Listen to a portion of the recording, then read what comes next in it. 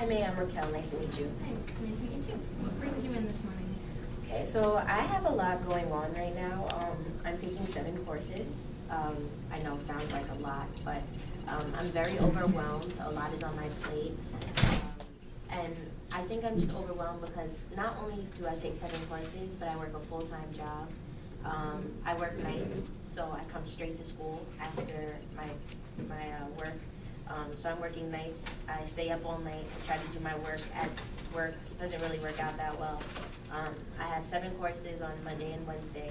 So I'm here all day long, 8 to like 7:30 at night. And then the commute to my job is very long. So I haven't been sleeping as of late. But I'm just a little overwhelmed because of all of the things that are going on in my life. And not to mention, I'm having a lot of problems with my boyfriend at the moment too. So there's just a lot going on, and I feel a little bit frazzled at the moment. So what's your biggest issue right now? I think that my biggest issue at the moment is the hours that I'm working. I live by myself, so I have to, support myself. I have to pay my bills, my TV bill, my Wi-Fi bill. I have to keep the lights on, make sure that the fridge is packed with food.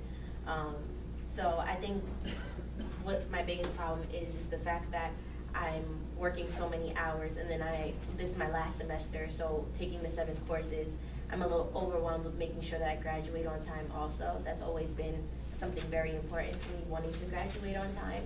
So I think those are my biggest issues. And then everything else is just like trickling around it, and I don't know. I feel like everything's just falling apart, and I don't know what to do. So you'd be overwhelmed with your class load. Why don't you tell me a little bit about your classes? Okay, so starting early in the morning, I have this like theory of social order class.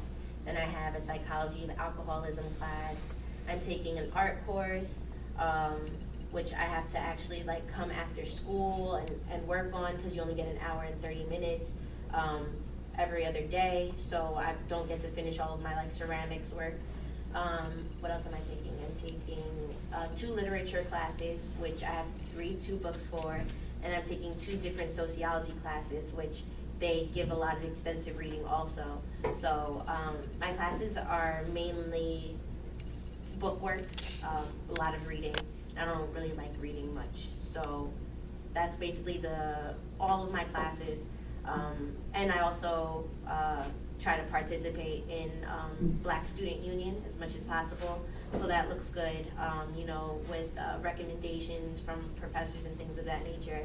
But yeah, 7 courses, and I'm trying to graduate in May. So I hear you say you're taking 7 classes and you're involved in extracurricular activities. So that seems like you have a lot on your plate right now. Yeah, I do, and what's it called? I'm the president of BSU. So me being the president, they expect me to be at every event that we have, all of the activities. But then it's like at the end of the day, I'm here from 8 a.m. to 7:30. Then I go straight to work. I have to start work at maybe 12. And then I get off at 7. I gotta rush here for class at 8. So I get maybe like 3-4 hours of sleep, but when we have an event that starts at 7:30 at night, I have to stay here. And then not only that, I might have to call out of work. Me working a full-time schedule fits all of my bills, fits all of the things that I have to do at home. Like I said, I have to keep the lights on, make sure that I have a roof to be under. My parents aren't supportive, so I can't go back to their house. I also pay my tuition, and the job that I have, it pays good. I'm looking forward to excelling in it. It's in my field that I want to be in. It was once an internship, it turned into a job, so now that I'm working it, I really want to just make sure that I'm doing as well as I can there. But if I have 6 events, I'm going to be calling out 6 times, and that means that's a week of money that I'm missing. I don't think that it's fair to my job. I don't think that it's fair to the community that I'm providing for the BSU, and I don't think it's fair to myself either, because I'm just overworking myself. What do you mean when you say it's not fair to yourself? I think what I mean it's not fair to myself is I've always pushed myself in very big ways, and I'm not very comfortable with relying on other people to do my work. It's like like to use it as an example, it's like when you have a group project and you know that you're gonna get an A, so you take on all the responsibility and take the L to do the project for the whole group. That's how I feel. With BSU, as I said, I'm the president, so like I trust the board around me, but I don't trust making sure that they're gonna do everything for me when I'm not there. So I think it's not fair to myself that I stressed myself out and I didn't know that this was gonna be my life this semester. And it turned into being such a long day, long weeks, days that when I get the chance to sleep, I'm passed out all day long, trying to do well in my coursework. Some of my professors understand, some of them don't. They don't care. They're saying, oh, you know, other students go through the same things as you do and they're dealing with it well. And I think that it's not fair to say that, you know, other people are dealing with it better than I am, because it kind of like diminishes the way that I feel and my feelings about it. So I think that I'm overworking myself, but at the same time, I don't know what else to do, because it's not like I can turn to anybody for help. Okay, it seems as though you're under a lot of pressure. What solutions do you have to maybe relieve some of this pressure? I thought about going part-time at work, but as I said, you know, whatever is going on with, you know, my bills and things of that nature, I kind of called a few companies to see if I could change some of like the things. Like I don't watch television as much. I usually watch like Netflix and Hulu, things that I can watch on my phone. So I was thinking about getting rid of one of my bills. That's something that, you know, will relieve me of stress if I want to go part-time. I've been trying to think about like I said, with the bills. Also, I've been thinking about stepping down and switching the position of president to vice president with the vice president as of right now, because she only takes 4 classes. She's also graduating this semester. So I think that it might be a little bit easier for her, and she has more time in the day, so then I don't have to be at every single event. And since I do want to graduate on time, you know, leaving the 7 courses is kind of not an option, because I want to make sure that I graduate on time. But I heard of this one thing where if you only need 3 credits, that they might let you walk, and then you could do a class in the summertime. But I don't know how true that is, so I would have to speak to my advisor. But I am thinking about, changing a little bit of my bills up. I pay like $200 a month for television, so it would be nice if that could just change to $15 with the 2 bills for Hulu and Netflix. And then I don't really use the phone at home. I'm always on my cell phone, so I can probably get rid of that bill. And like I said, I'm not home a lot. Like I go home to sleep at the end of the day.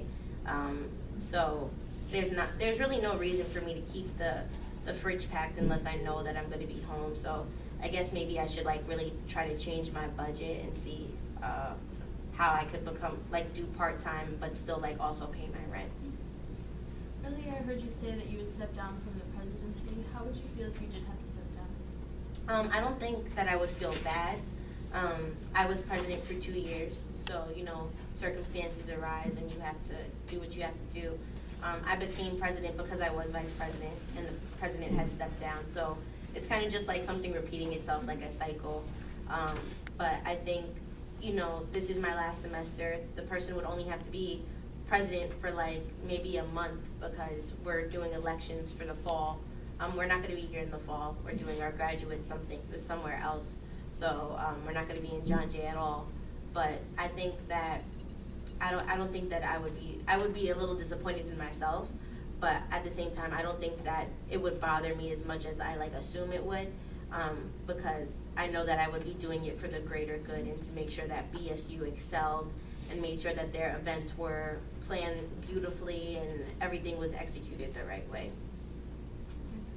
Earlier you said that your parents aren't very supportive, so how does that make you feel? It kind of makes me feel a little upset. I have an older sister. She's very supportive of me. She went to school, but my parents paid for her school. They were always there for her. She's like the golden kid. I was always like the rebel kid that always wanted to hang out with my friends after school, but got good grades. But she was the golden kid who got whatever she wanted, got a car. She didn't really have to work for much. everything was handed to her. And I think it's funny because it's like the other way around. It usually happens with the baby and not the older one, but it's the other way around. So, you know, I feel bad because I feel like parents are supposed to be there for their children. But at the end of the day, I've been used to it since I was like 14, 15. So it bothers me sometimes. I do speak to them regularly, but they're not supportive of, like they don't help with rent. They don't help with anything.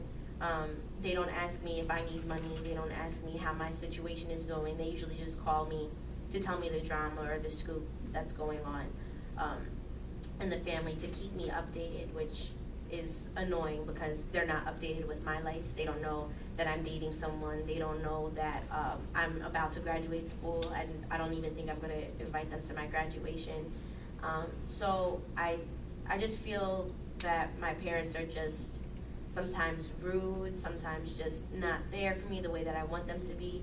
And I've explained that to them numerous times, but at the end of the day, I don't really bring it up in conversation. I let my mom talk on the phone, and then I kind of like try to rush her off of it because I don't really want a relationship with them. Like I do want a relationship that's comfortable, that like is like my sisters. I don't need them to hand me everything, but I do want them to care about me. But it's okay that they don't. So it sounds like you seem kind of overlooked by your parents. Yeah, basically I am. Because they focus on your sister so much. So I think that because they focus on my sister so much, it makes me feel a little bit like less of a person, because me and my sister, like I said, we're close. Me and my sister are fine with each other. She comes over all the time. We always have dinner together. She has her own like her own boyfriend. They want to start a family. They want to get married. And I'm only 19, so to be living, and I got to college early, so that's why I'm graduating early. But you know,